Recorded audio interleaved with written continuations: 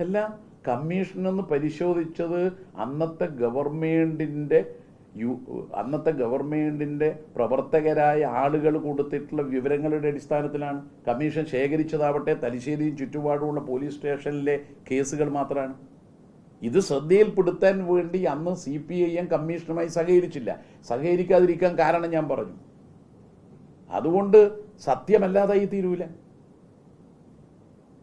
അന്ന് ഈ സംഭവത്തെക്കുറിച്ച് അറിയുന്ന KP അബൂട്ടി എന്ന കോൺഗ്രസ്സുകാരനും ആ സംഭവത്തിൽ പരിക്കുപറ്റി ഇന്ന് ജീവിച്ചിരിക്കുന്ന നാണുവും ആ സംഭവത്തെക്കുറിച്ച് പറയുന്നതല്ലേ നമ്മുടെ മുമ്പിൽ ദൃക്സാക്ഷികളായോ അല്ലെങ്കിൽ അനുഭവസ്ഥരായോ ഉള്ളത്.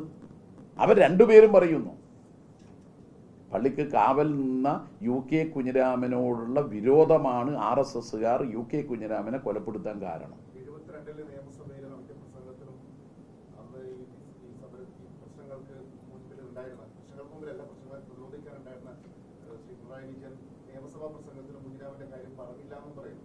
അത് വസ്തുതയല്ല.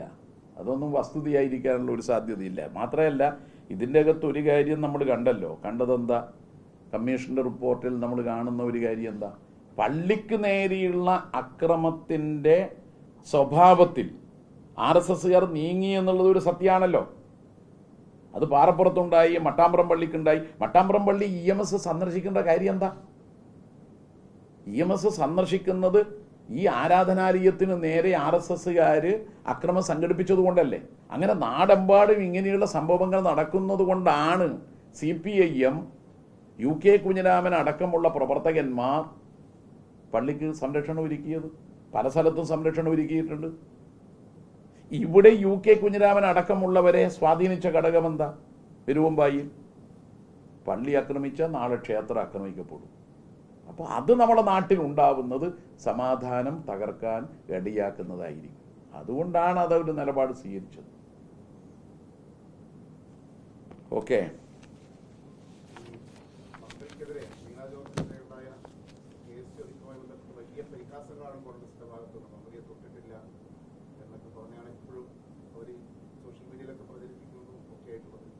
റീത്ത് വെച്ചതാരാ?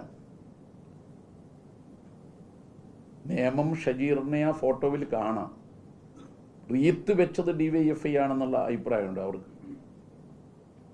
വീട്ടിൽ തനിയെ ഒരു റീത്ത് എത്തിയതാണ്.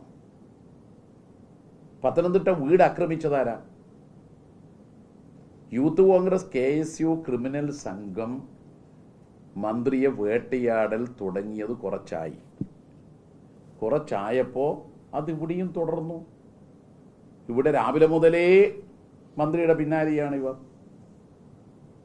അപ്പോൾ KSU ക്രിമിനലുകൾ മന്ത്രിയെ വധിക്കാൻ ലക്ഷ്യമാക്കിക്കൊണ്ട് തുടർച്ചയായി കണ്ണൂരിൽ അക്രമം നടത്തുകയാണ്. അവർക്കറിയാം ഇനി അധികം ഔദ്യോഗിക പരിപാടി ഉണ്ടാവില്ല.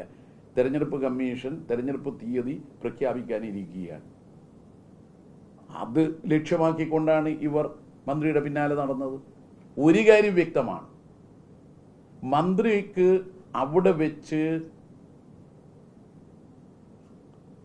ഇപ്പോൾ MRI ടെസ്റ്റിലും മറ്റും ഉണ്ടായ ക്ഷതം ഉണ്ടാകുന്നതിന് കാരണം ഇവരാണ് അവിടെ എത്തിച്ചേർന്നത്. നമ്മൾ തുടക്കത്തിൽ തന്നെ കാണും രണ്ടാൾ ഒളിഞ്ഞു നോക്കുന്നത്. നേരാമണ്ണാണെങ്കിൽ നേരെ രീതിയിൽ വന്നാൽ പോരെ, ഒളിഞ്ഞു നോക്കണം. അപ്പോൾ ആ ഗ്രിൽസിൻ്റെ ഉള്ളിലൂടെ മന്ത്രി എത്തിയോ അപ്പോൾ പ്ലാറ്റ്ഫോമിൽ നിന്ന് കയറാൻ തുടങ്ങി. അങ്ങനെ കയറിയ രണ്ടാളെ പോലീസ് പിടിച്ചപ്പോൾ അപ്പുറത്തെ സൈഡിൽ നിന്ന് വേറെ 2-3 ആൾ വൈറ്റ് ഷർട്ട് ഇട്ട ഒരു പാൻറ്റുകാരനും ഒരു മുണ്ടുകാരനും വരികയാണ്. ഇങ്ങനെയാണ് മന്ത്രിയെ വളഞ്ഞിട്ട് ആക്രമിക്കാനുള്ള ഒരു പദ്ധതി, ഒരു സിനിമ സ്റ്റൈലായിരുന്നു. Plan A. അപ്പോൾ അത് KSU ജില്ലാ പ്രസിഡന്റിൻ്റെ നേതൃത്വത്തിൽ. അത് പരാജയപ്പെട്ടാൽ പ്ലാൻ B ഇപ്പുറത്തൂട്ട് കയറുകയാണ്.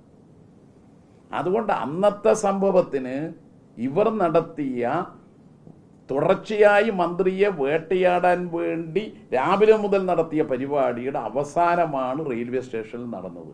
റെയിൽവേ സ്റ്റേഷനിലും തീവണ്ടിയിലും വിമാനത്തിലും വെച്ച് അക്രമം നടത്തുന്ന പാരമ്പര്യം കോൺഗ്രസിനല്ലാതെ മറ്റാർക്കെങ്കിലും ഉണ്ട്? മുമ്പ് മുഖ്യമന്ത്രിക്കെതിരായും അത് തന്നെയല്ലേ? വിമാനത്ത് കയറിയിട്ട് കരികൂടി കാണിക്കും.